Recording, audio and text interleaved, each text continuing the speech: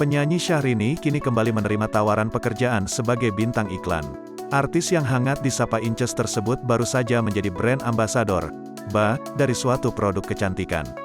Wajah istri Reino Barak kala tampil di hadapan publik menuai sorotan dari pengunjung Sarinah Tamrin, Jakarta. Tepatnya ketika Inces muncul ke hadapan penonton dalam rangka memperkenalkan diri sebagai dari Something. Tampak Syahrini tiba-tiba muncul lalu berjalan menuju panggung utama. Pembawa acara pun memanggil Syahrini sebagai brand ambassador dari Something.